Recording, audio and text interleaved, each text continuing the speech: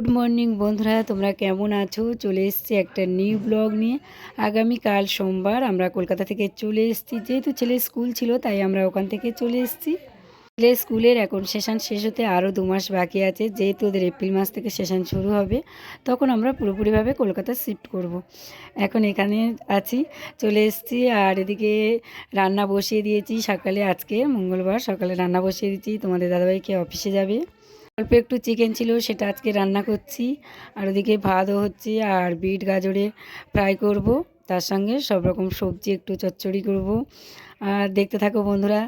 এদিকে তোমাদের সঙ্গে কথা বলতে বলতে আমার রান্না হয়ে গেছে। এদিকে তোমাদের দাদাভাইয়ের লাঞ্চ বক্স গুছিয়ে দিচ্ছি, ভাত আর বিট গাজর ফ্রাই। আর এদিকে সবজিটা এখনও হচ্ছে, কমপ্লিট করতে পারিনি। যাই হোক, ওটা নিয়ে যাবে। আর তার সাথে রয়েছে মৌরলা মাছের ফ্রাই। আর আজকের আমার দুপুরের লাঞ্চ তাহলে দেখে নাও, চিকেন, এটা সব রকমের সবজি আর বিট গাজরের ফ্রাই আর মৌরলা মাছ তো রয়েছে।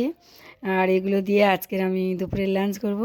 আর সত্যি কথা বলতে না, মৌরলা মাছের ফ্রাই ভীষণ ভালো লাগে আমার খেতে। ভিডিওটা কেমন লাগলো কমেন্ট করে জানাও বন্ধুরা। বাই।